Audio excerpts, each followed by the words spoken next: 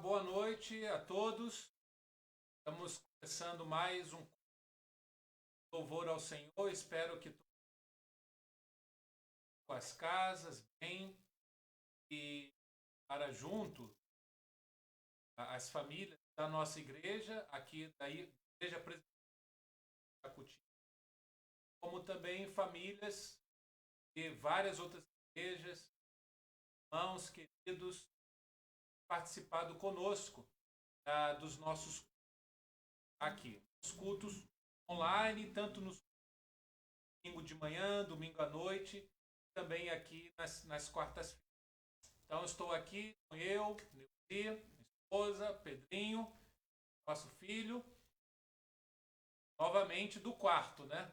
Domingo nós estávamos no nosso edifício principal da nossa igreja e hoje estamos aqui do quarto, né? Domingo que vem, à noite, estaremos de novo, se Deus assim permitir, transmitindo o culto lá no nosso edifício principal. E esperamos todos vocês. É um momento para você estar junto com toda a sua família, tempo para nós passarmos juntos em oração e também meditando na palavra de Deus. O tema, a nossa série de mensagens do mês de maio é a espiritualidade no lar. Espiritualidade no lar. Então, seja um tempo bom para a sua família. Deus abençoe a você. Vamos orar ao Senhor, vamos colocar as nossas vidas diante de Deus. Abençoe nessa noite. Coloque sua vida, coloque a vida da sua família na presença ao momento.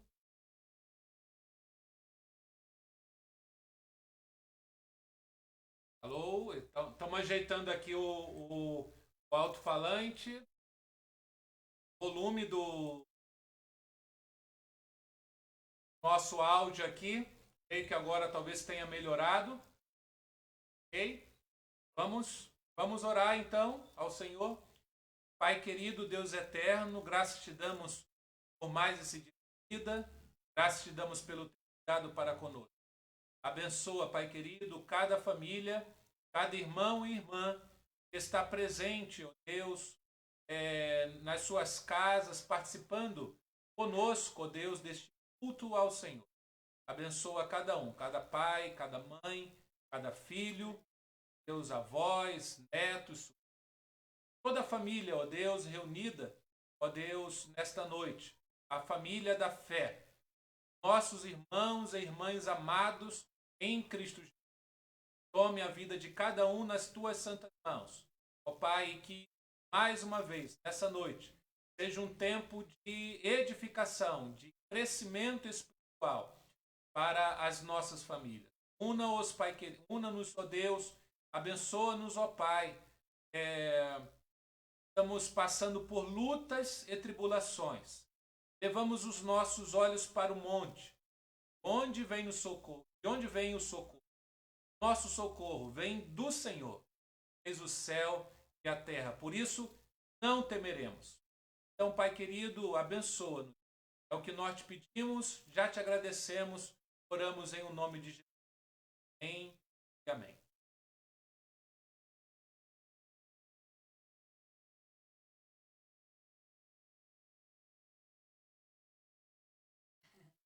Boa noite, irmãos. Vamos louvar o nosso Deus. Eu vou ser louvar a Deus nesse momento. Vamos cantar Reina em Mim. Vamos louvar o nosso Deus.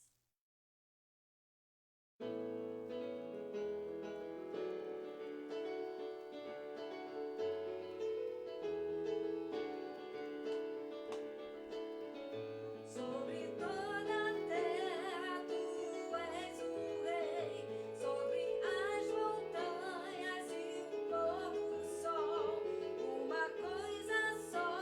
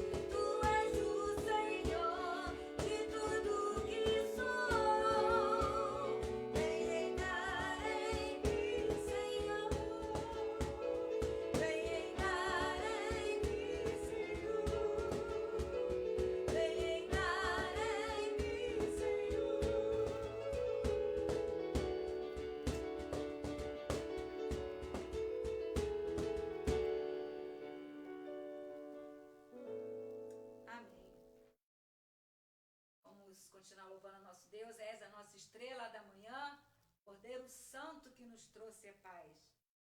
Por isso nós louvamos ao Senhor, que Ele nos trouxe a paz, nos trouxe a vida. Por isso nós estamos aqui neste momento para adorá-lo.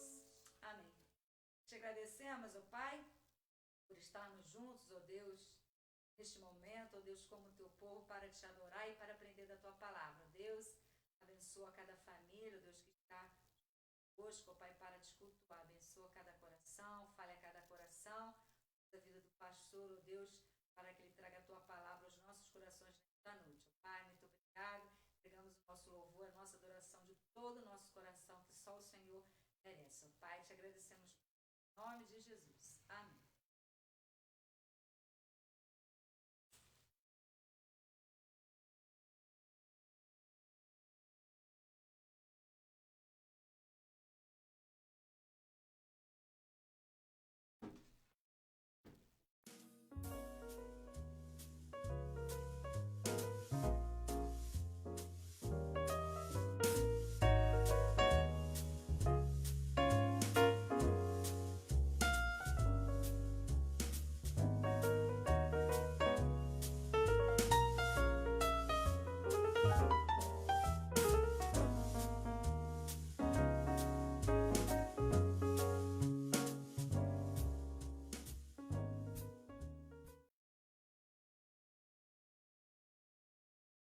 Olá, boa noite.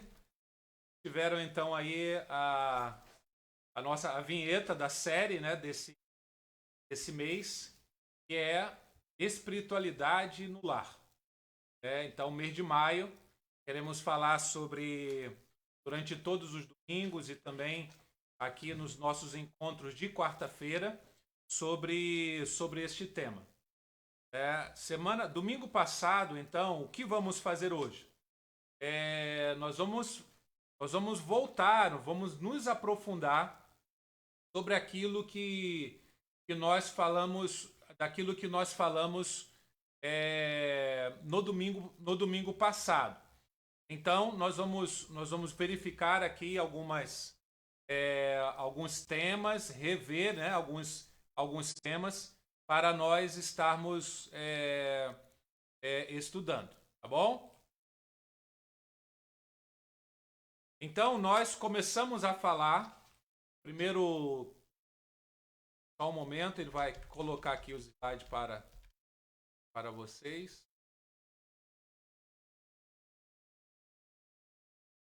Ok, nós falamos então domingo passado sobre. Vamos fazer mais uma tentativa aqui.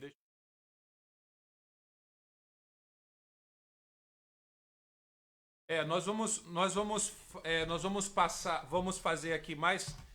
Sim, domingo passado, então nós falamos sobre os temas, né? Nós quisemos falar um pouco, bem pouco mesmo, apenas conceituar alguns termos que nós estamos acostumados a ouvir. Primeiro deles foi o termo foi o vício. Nós falamos sobre o vício.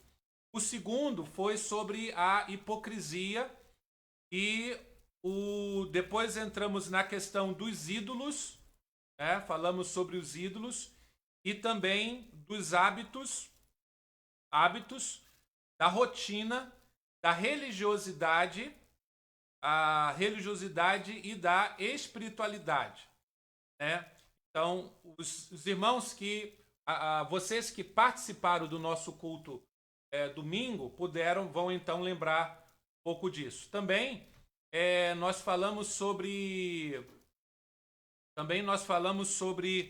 a isso. Agora eu acho que vai entrar agora a tela correta. Só mais um momento para vocês irem acompanhando. Então, hoje eu queria que vamos ver se a gente consegue interagir um pouco mais, um pouco melhor aí nesse momento. O Pedro vai ficar aqui. Você vai poder fazer algumas perguntas, alguns questionamentos, algumas contribuições sobre o que nós estamos falando. Então, falamos desses três temas: vício, a hipocrisia, os ídolos.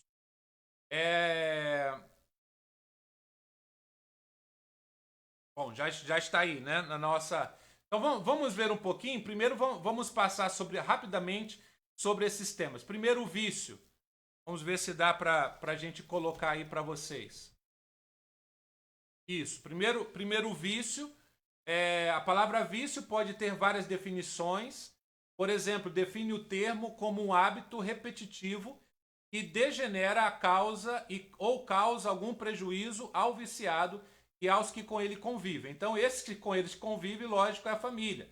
Então, a família, o vício é então prejudicial, lógico, não somente para a pessoa, como também para toda a sua família. Toda a sua família sofre. Já a Organização Mundial de Saúde, por sua vez, ela considera o vício como uma doença física e psicoemocional. E também tem a ideia da psicologia, né? Vou passar um pouquinho aqui. Para a psicologia, o vício é um mecanismo de fuga emocional que o indivíduo obtém prazer e foge da sua dor. Então, o vício é considerado pela psicologia como uma fuga. Ele tem uma dor, ele tem um sofrimento e para ele sofrer, em vez dele enfrentar, em vez de nós enfrentarmos esta dor, esse sofrimento, nós nós fugimos, vamos para algum tipo de vício, né? E existem infinitos tipos de vício que são prejudiciais em diferentes proporções, ou seja, dependendo do vício, a pessoa e a família sofre bem mais que outros vícios, né? Mas o vício, o vício é considerado como um pecado, né? Na palavra de Deus. Nem todo pecado é um vício, mas todo vício é um pecado, né? Todo vício é escravizante. E tudo aquilo que escraviza não vem de Deus. Porque Deus não escraviza ninguém. Muito pelo contrário, Deus liberta. Jesus vai dizer, conhecereis a verdade vos libertará. O apóstolo Paulo vai então dizer que o pecado não tem mais domínio sobre nós. Então, tudo aquilo que nos domina, tudo aquilo que nos escraviza, e o vício, ele faz isso, ele escraviza, então é considerado um pecado. Um outro tema que nós falamos foi sobre a hipocrisia. Vou passar aqui rapidamente a questão da hipocrisia. Isso, a hipocrisia. Então, a hipocrisia nós temos. A hipocrisia é um ato de fingir ter crença, virtudes, ideias e sentimentos que a pessoa, na verdade, não possui. Frequentemente exigindo que os outros se comportem dentro de certos parâmetros de conduta moral que a própria pessoa extrapola ou deixa de adotar. Uma definição, a hipocrisia é a arte de exigir dos outros aquilo que não se pratica. Então, veja que isso é terrível, né? Da hipocrisia, então, nasce como que se diz, os legalistas, tá? Fugindo aqui a palavra. Da hipocrisia nascem os legalistas. Os legalistas, eles são aqueles que exigem uma prática de uma determinada lei, que a pessoa tem que ter aquela determinada conduta. Veja, não que aquela conduta seja errada, mas ele exige de forma muito assertiva, muito forte, que a pessoa pratique aquilo, mas ele mesmo não pratica. Então, a hipocrisia também é uma espécie de fuga, porque a pessoa que é legalista, ela quer ter aquela prática, mas ela não consegue. E aí o que ela faz? Ela acaba exigindo das outras pessoas. Então é um perigo, né? Pessoas que são muito exigentes das outras, pode ter uma característica legalista e serem extremamente hipócritas, no sentido de exigirem uma coisa que elas mesmas não praticam. Então, nós vimos que Jesus, ele, no seu ministério, ele é extremamente... ele confronta, né, os religiosos de sua época, que eram extremamente legalistas. O outro tema que nós falamos foi, então, sobre os ídolos. Né? Sobre os ídolos. E aí nós tiramos uma citação do Tim Keller, né, do livro Deuses Falsos. É um livro que eu aconselho a você adquirir e ler. O livro se chama Deuses Falsos. Como resistir à idolatria que prometem o mundo, mas cobram um preço alto demais. Então, o título desse livro é interessante porque ele resume bem o que é um ídolo. Um ídolo,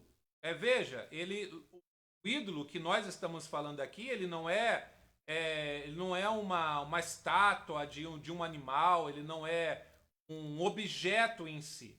Ele é uma prática, ele é um pensamento, ele pode ser uma ideologia, ele pode ser um sonho de uma pessoa. E a pessoa, então, se curva diante desse seu desejo, desse seu objeto de desejo.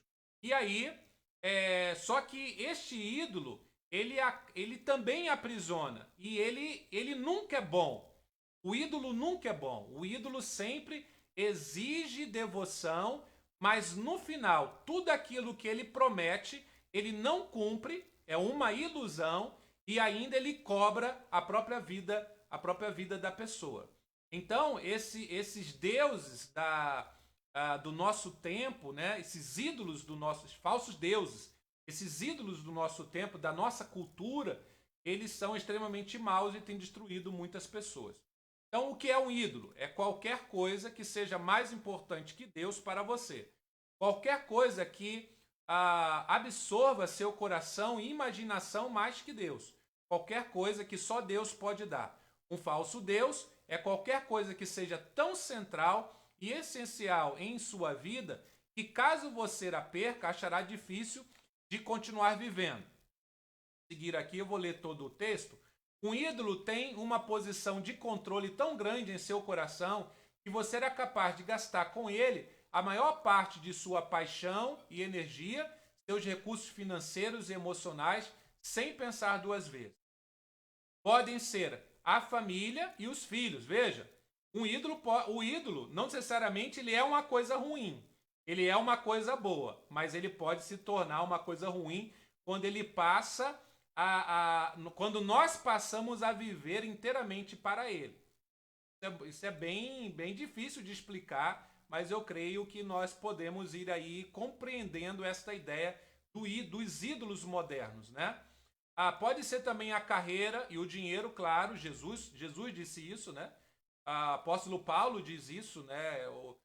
Jesus vai dizer que o dinheiro, nós temos que decidir a quem seguir. Isso ele fala lá em Mateus 6, ou a Deus ou a Mamon, que traduzido são o Deus da riqueza, né? O dinheiro, né?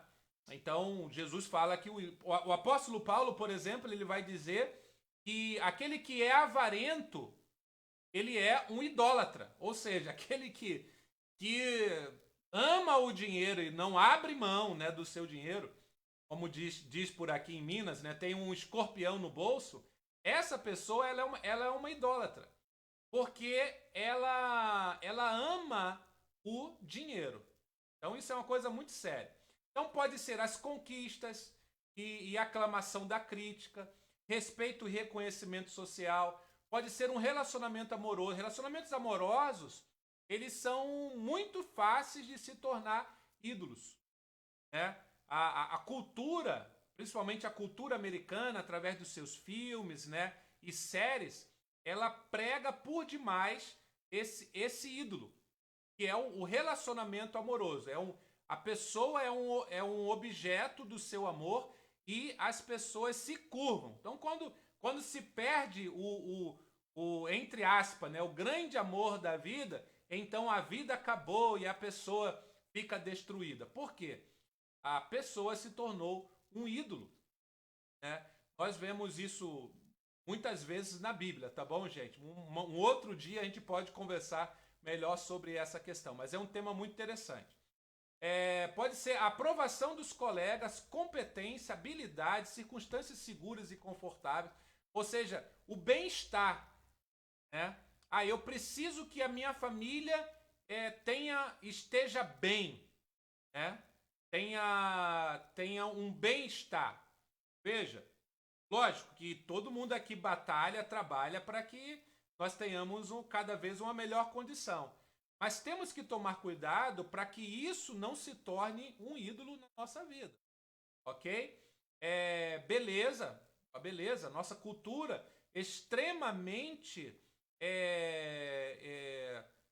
com a idolatria do corpo, né? Da estética. E esse ídolo da beleza é um ídolo muito terrível. Porque nós estamos envelhecendo, né? E então pessoas que têm a beleza como ídolo, elas sofrem bastante. É um ídolo muito mau, porque todo dia morre aos poucos, ok? A inteligência, uma grande causa política ou social, isso nós vemos bem claramente, né, no nosso tempo, as pessoas brigando por questões ideológicas. Vejam, tudo tem um limite, né? Então, quando questões ideológicas, políticas, elas se tornam o ídolo da pessoa, é uma espécie de fuga. A pessoa tem outras coisas para resolver na sua vida, mas ela parte então para uma ideologia. Isso é muito perigoso, né? Isso está muito presente em nossa cultura. Moralidade, ou a virtude, ou até mesmo o sucesso ministerial cristão. Veja que isso está presente dentro da igreja. Isso é muito comum. Ok, gente? Então isso é sobre o ídolo, tá? Que nós então falamos aqui. Nós chegamos então na última parte, o quarto ponto da nossa mensagem foi falar sobre bons e maus hábitos. Então, vamos ler um pouquinho sobre a questão dos hábitos, né? Os hábitos são a ação que se repete com frequência, regularidade, uma espécie de mania. Comportamento, algumas definições sobre os hábitos. Comportamento que alguém aprende e repete frequentemente, né?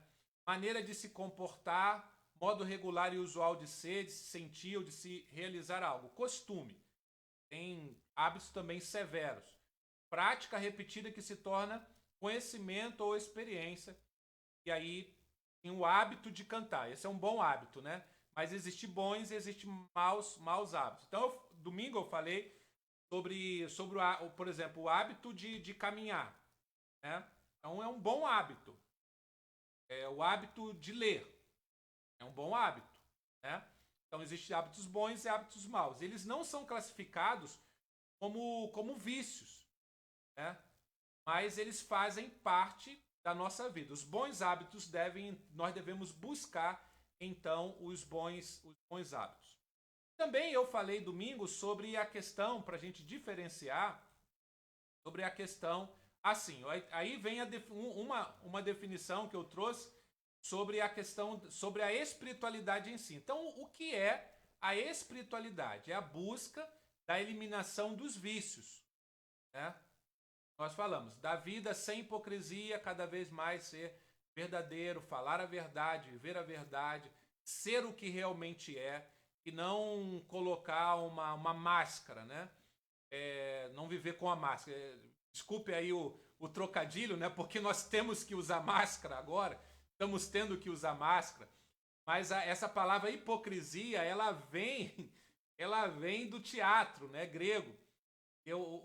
Os hipócritas eram os atores, né? Depois que ela teve, essa palavra teve essa conotação, né? Da questão moral, né? Então, realmente, o hipócrita é um que usa uma máscara. Mas vamos voltar aqui ao nosso tema, né? Então, mas a hipocrisia é você usar uma máscara, você demonstrar para as outras pessoas uma pessoa que você não é. É isso complicado, né? Difícil. Então, nós precisamos adquirir bons hábitos, faz parte da espiritualidade, né? E de ter propósitos espirituais para a vida cotidiana. Então, além disso tudo, nós temos a nossa rotina. Nossa rotina é o nosso dia a dia, é tomar café de manhã, é ir no supermercado, é ir à casa de alguém, fazer as coisas, é ir para o trabalho, é ir para a escola, é estudar. Quer dizer, nós temos uma rotina. A espiritualidade, ela não vê a rotina como algo ruim, né? A espiritualidade olha para a rotina como sempre oportunidades de serem usados por Deus.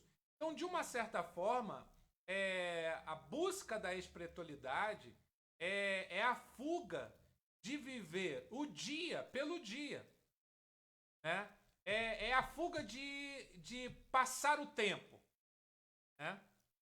Então, a pessoa que quer viver uma espiritualidade, ela não pode matar o tempo, né? De forma alguma, porque o tempo é uma coisa preciosa que Deus dá. Então, a espiritualidade é a busca do entendimento que todo o tempo que Deus nos dá é uma bênção. E em todo lugar que nós estamos, nós podemos ser usados por Ele para abençoar outras pessoas. É isso que é a espiritualidade. Então, é trazer propósitos espirituais para a vida cotidiana. É uma rotina com propósito.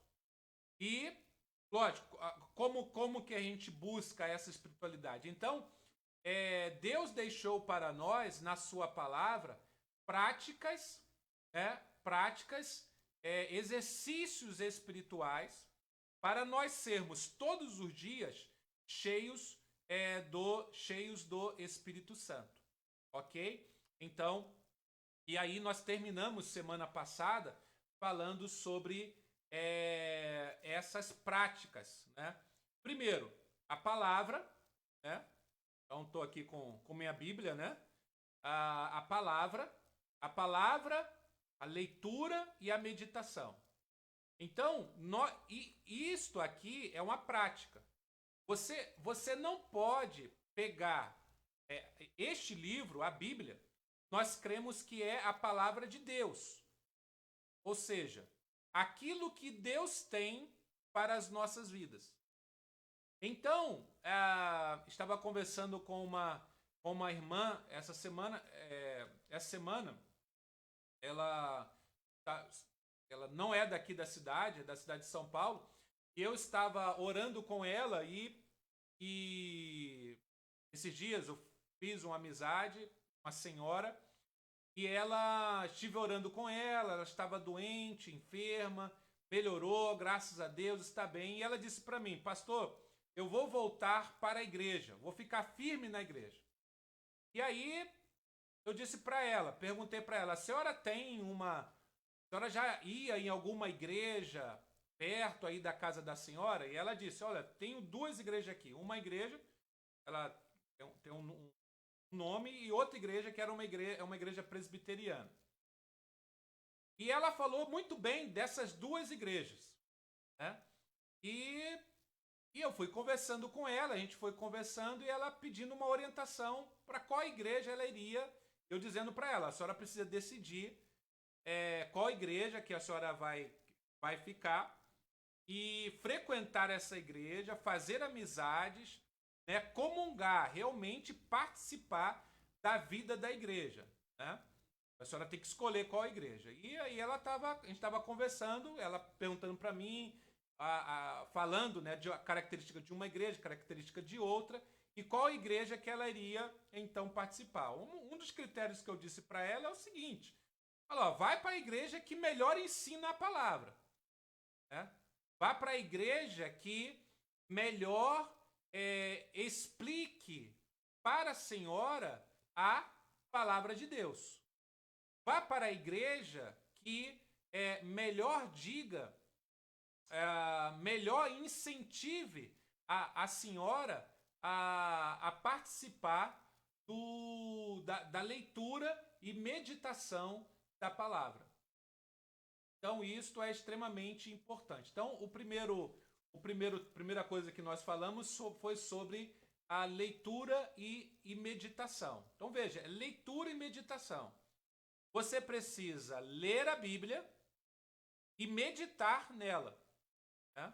O salmista vai dizer: a tua palavra é a minha meditação o dia todo. O que o salmista está dizendo não é que ele ficava lendo o dia todo a Bíblia, mas é que ele ficava meditando na palavra de Deus o dia todo. Tá?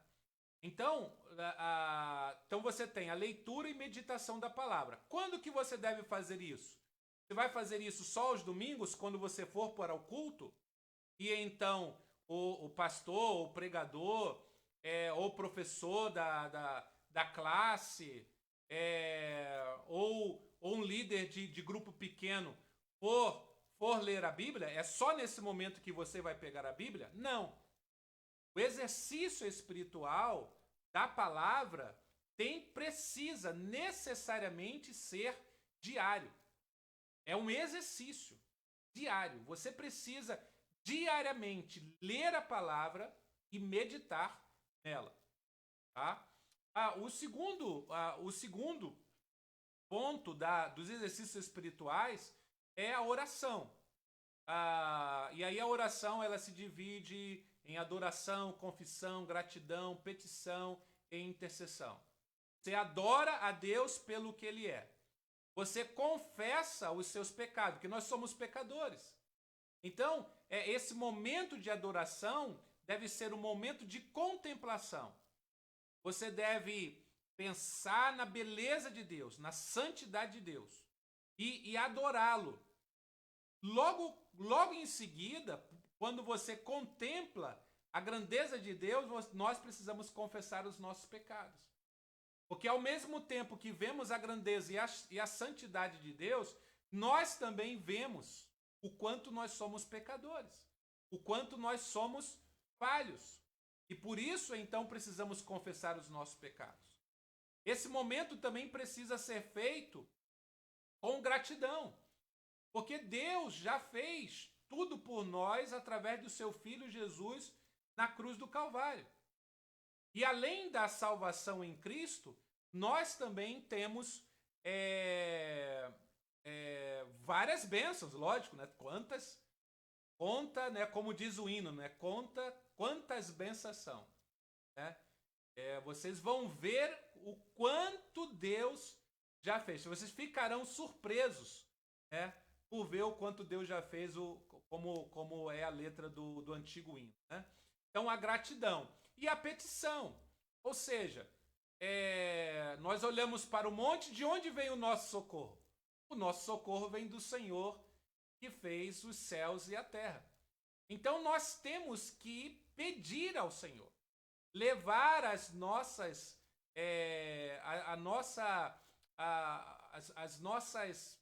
inquietações, os nossos sentimentos e colocar, né, as nossas preocupações, as nossas ansiedades, né, como nós falamos tanto, né, na série passada, né, do mês passado, né, as nossas inquietações, o nosso pedido, a nossa dor, o nosso choro.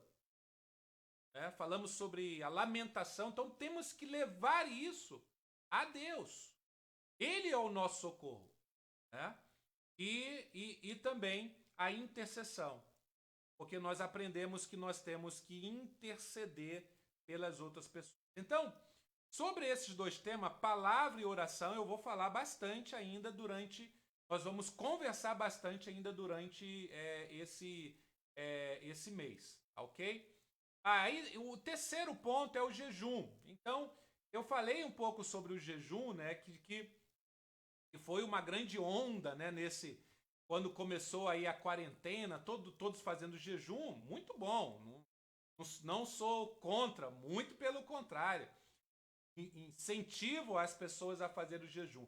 Mas nós precisamos entender um pouco o que é o jejum, né? Jejum não é sacrifício, porque não precisamos fazer sacrifício. Então muita gente fez jejum fazendo como um sacrifício, dizendo, vou fazer o jejum, estou fazendo um sacrifício. Não, jejum não é sacrifício, nós não fazemos mais sacrifício. O sacrifício de Jesus na cruz, ele é único e suficiente. Nós não precisamos mais fazer sacrifício, né? O jejum, ele é realmente um tempo em que para você ficar a sós com Deus. Você ficar a sós com Deus. Podemos fazer isso, né, em comunidade? Podemos nos reunir e todos que estiverem ali reunidos estarem praticando, fazendo um jejum, ótimo, seria muito bom. Eu antes, início do ano, eu estava pensando, seria uma das atividades da igreja esse ano, exatamente o jejum. Estava pensando que todo primeiro sábado, nós iríamos para o templo ou para algum lugar, todas as pessoas virem, né, da nossa comunidade, da igreja, nós iríamos nos reunir em jejum. Mas para quê? Para ler a palavra de Deus, meditar e orar. Porque o jejum ele não pode ser desvencilhado da oração, da meditação da palavra, da oração. Ele precisa estar junto, né? Ele precisa estar junto. Então, eu tenho uma crítica, assim, ao que foi feito. Bom, é bem polêmico isso aí, entenda? Essa é a minha opinião, é algo que eu tenho aprendido. Aprendi muito com o pastor Ricardo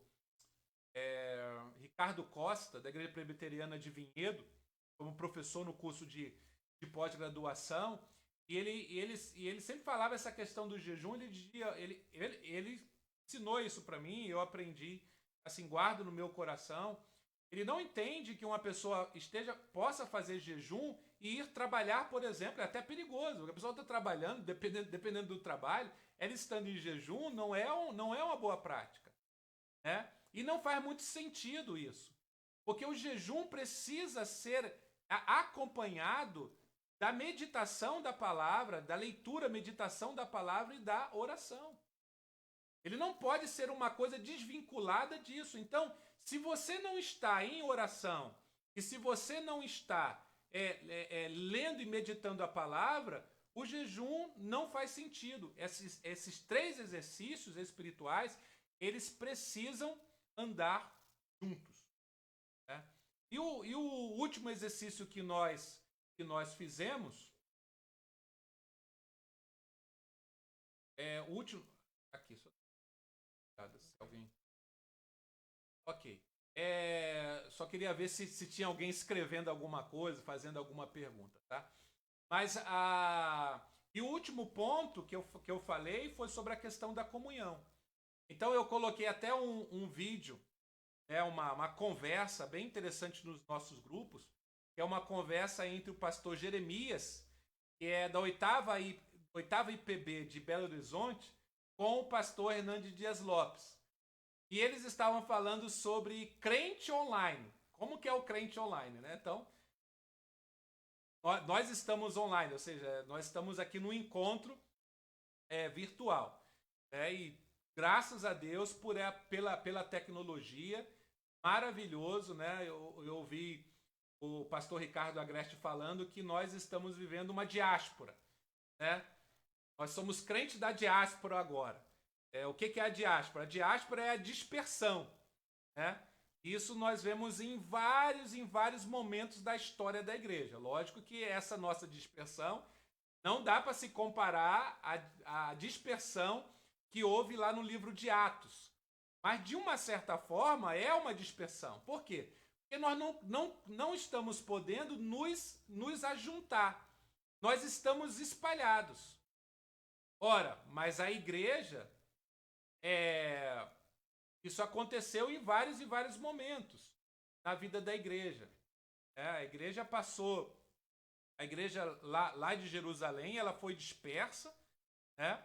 E eles não podiam se reunir, e cada um foi para um canto, e cada um indo para um canto levou a palavra de Deus. Então vejam, a dispersão, se você ler o livro de Atos, você vai ver bem que a perseguição ela foi usada por Deus para que a igreja se dispersasse e pregasse o evangelho a mais pessoas, em mais lugares. Tanto é que muitas vezes o apóstolo Paulo chega numa cidade, isso muito tempo depois, e lá já tem uma comunidade, já tem uma igreja, já tem crentes em Cristo Jesus se reunindo, né? Isso por quê? Por causa da primeira dispersão dos crentes da igreja de Jerusalém. Então nós estamos vivendo um tempo da diáspora. Por quê? Nós não... sem querer comparar, viu, gente? Não é igual. A nossa diáspora, então, é bem menor que a diáspora que muitos crentes, né, na história da igreja viveram. Não dá para se comparar. Mas é interessante que nós estamos vivendo essa dispersão, mas nós temos a tecnologia. E olha que bênção. Então é uma bênção. Por quê? Nós estamos dispersos, mas estamos conseguindo nos ver de uma forma bem... não muito boa, né? Nada se compara ao contato, né? A estar juntos, né? Mas é uma ferramenta.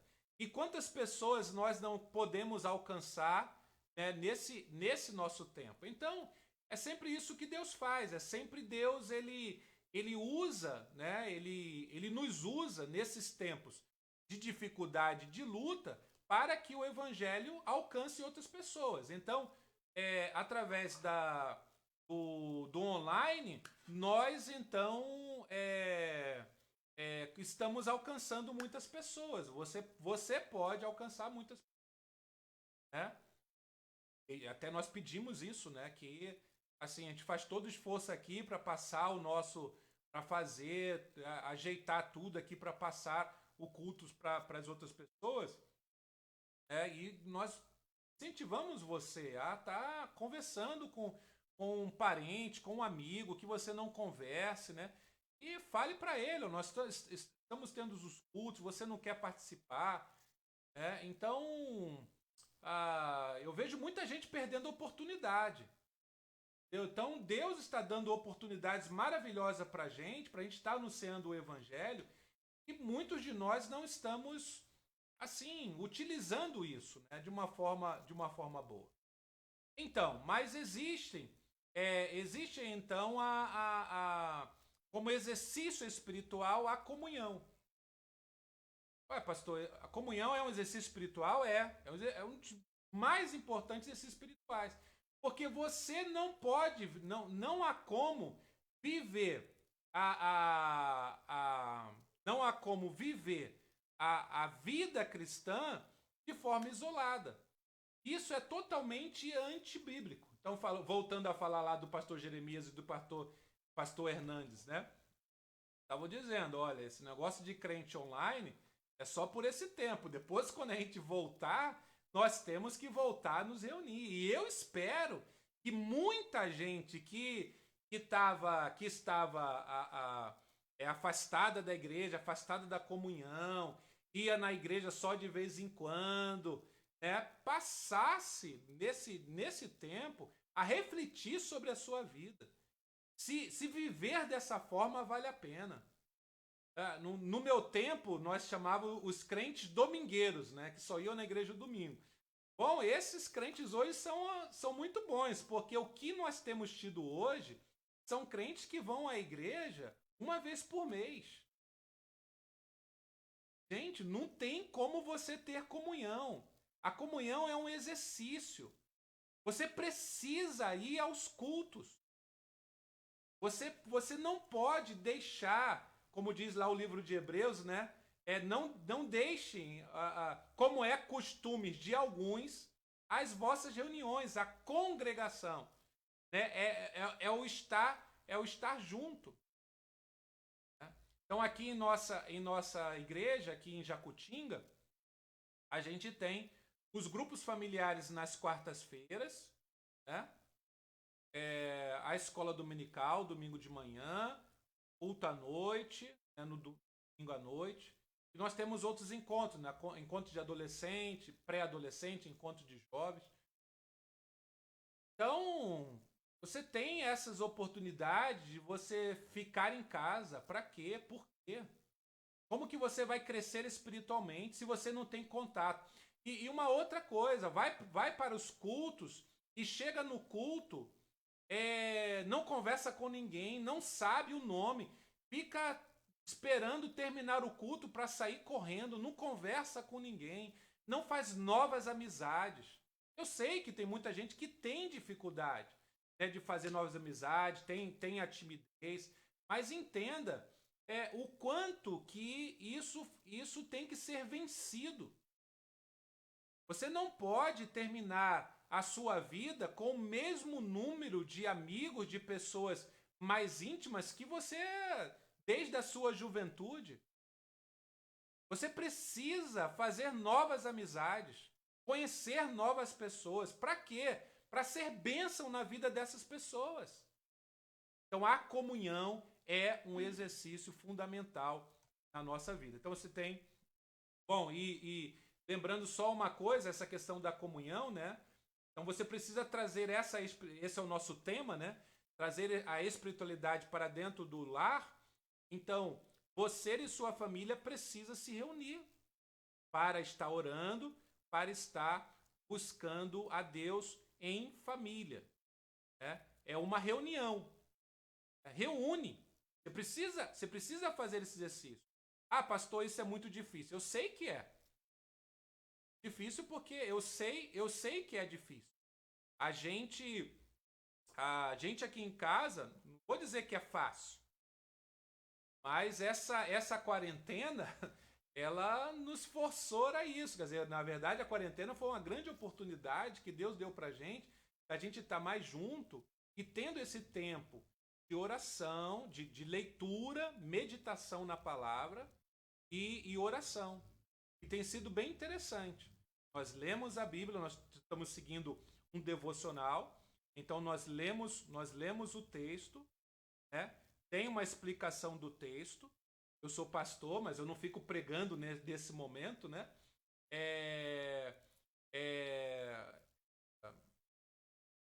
Fico pregando e então o que eu faço? Nós lemos, já tem ali a meditação pronta e aí tem as perguntas. E nós estamos perguntando, nós fazemos a pergunta, e aqui já ficou definido assim: o primeiro a responder é o Pedro. Né? Então tem a pergunta, o primeiro a falar é o Pedro. Então enquanto ele não fala, ninguém fala. E aí depois que ele fala é que nós falamos alguma coisa. Por quê? Incentivar essa meditação, né? Saber o que o outro pensa. Saber qual é a opinião do outro. Né? Então isso é muito importante. Zé Marco está escrevendo aqui: precisamos ser mais influenciáveis do que influenciados. É isso mesmo.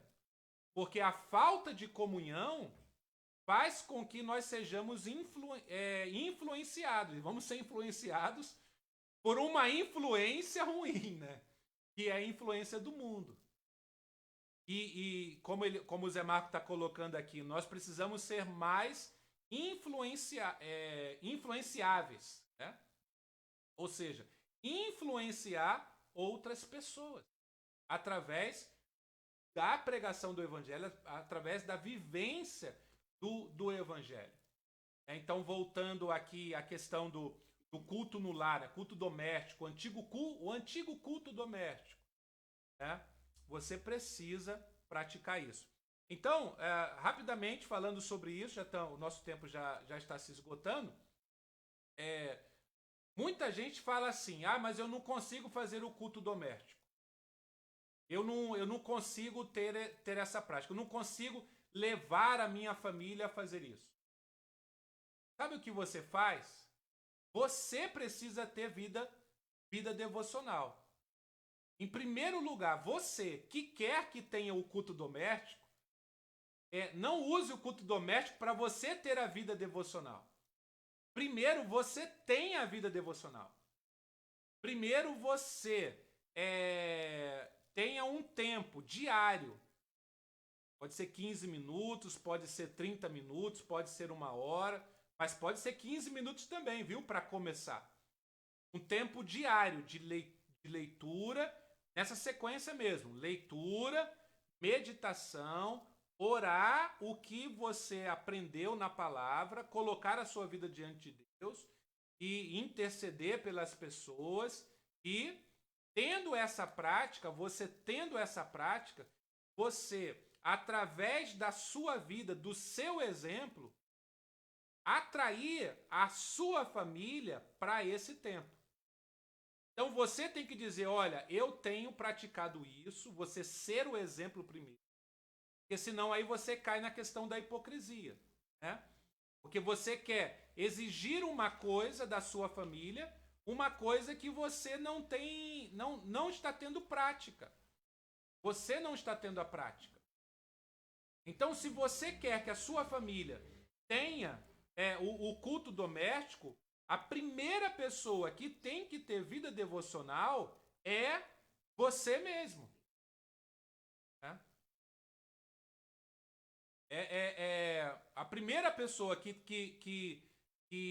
precisa ter a vida devocional é você mesmo. E aí você atrair toda a sua família para ter esse momento. Então, um conselho que eu dou a você: primeiro, você precisa ter vida devocional diária, tá? e procure, então, pelo menos uma vez por mês, reunir a sua família. Você, esposo, sua esposa, juntamente com seus filhos, ou alguém que more, esteja na sua casa, um sobrinho e tal, reunir, ter um tempo. Depois nós vamos falar mais sobre isso, o que é vida devocional em família, tá? E aí você trazer para o seu cotidiano toda uma espiritualidade. É isso que nós vamos falar ao longo desse mês. Mas eu só tô colocando aí para vocês essas coisas, né, que são assim primárias, mas que todos nós como famílias precisamos colocar em prática. Se não, gente, deixa eu só terminar aqui. Se não, a gente vai ficar falando esse ano sobre vida familiar, o ano de 2021, o ano de 2022, nós vamos falar durante 10 anos. E se nós, como família, não começarmos a ter esses exercícios espirituais dentro dos nossos lares, nós não adianta. Nós vamos continuar sendo pessoas religiosas, vivendo uma hipocrisia, né? Sem ter vida devocional, né? Indo para os cultos, ouvindo a palavra, mas a palavra e os cultos não significando nada para a gente durante a semana, nada para a nossa família.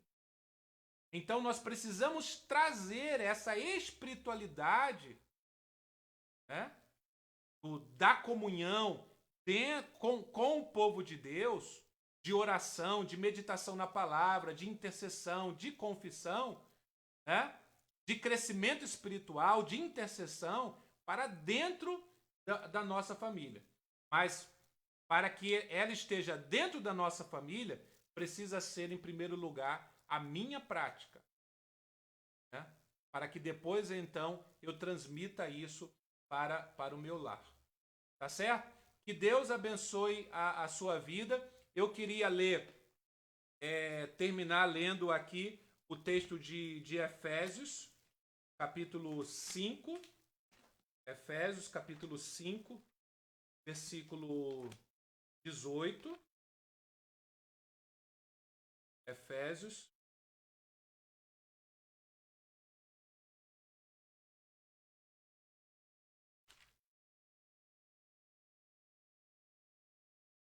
Então, gente, o que vocês aí, do que vocês ouviram de domingo e desse domingo e dessa quarta-feira, o que vocês tiverem assim, sugestões ou alguma dúvida, aquilo que nós falamos, você escreva para a gente, que aí a gente vai, ao longo, né, do mês, a gente vai colocando e explicando melhor e compartilhando com os irmãos. Então, Efésios capítulo 5, versículo 18 diz assim: não se embriague com vinho, ok? Que leva à libertinagem, mas deixem-se encher pelo Espírito. Então é uma coisa que eu sempre falo aqui na igreja. Quando que nós temos que ser cheios do Espírito? Quando que nós devemos nos deixar encher pelo Espírito? Quando? A Neuza já respondeu aqui baixinho. Todos os dias. Todos os dias. É por isso que todos os dias nós precisamos ler, meditar, orar e buscar a Deus. Todos os dias. Porque nós somos pecadores. Não confie em você mesmo. Não confie a sua espiritualidade a você mesmo. Né? Nós precisamos confiar a nossa espiritualidade em Deus. Então nós temos que buscá-lo. Buscar o Espírito Santo todos os dias. Ser cheio do Espírito Santo. Ser cheio da vontade de Deus. Cheio de amor, de alegria, paz, de paciência, de amabilidade, de fidelidade, de mansidão, de domínio próprio. Que é o fruto do Espírito que está registrado lá em Gálatas. Tá ok? Pessoal, nós vamos cantar uma música agora, que é a música tema da nossa série, da série desse mês. Então hoje foi mais assim um estudo. Domingo que vem nós voltamos com esse tema e nós vamos apresentar coisas novas sobre a espiritualidade. Eu queria muito que você participasse. Queria muito agradecer a todas as pessoas que têm participado dos nossos cultos. Eu anotei aqui, de domingo passado, 75 pessoas participaram. Nós estamos, lógico, bem mais que isso, né? Foram 75 pessoas que estavam visualizando. Então, famílias reunidas, tem bem mais que isso. Algumas pessoas aqui conhecidas, muitas irmãos, amigos nossos, lá do Rio de Janeiro, a Ana Lia, a Gilvânia, né? Estiveram com o Valnei e a Gracinha, estão sempre participando conosco. Aqui da cidade, a Dona Constância, muito bom, Deus abençoe a vida desses irmãos. Ver se tem mais alguém aqui que é lá do Rio de Janeiro. Bom, muita gente. A Dona Claudete, que é uma senhora que eu conheci esses dias lá de São Paulo. Bom, Deus abençoe o pessoal lá de Borda. Tem uma irmã aqui que participou, que era de São Sebastião da Grama, a Ana Marina Lotte. Então, muita gente participando conosco. Eu agradeço a todos e que Deus esteja abençoando cada família, né? Vamos cantar. Preste atenção na letra desta música e coloque a sua vida diante do Senhor. Vamos louvar ao nosso Deus.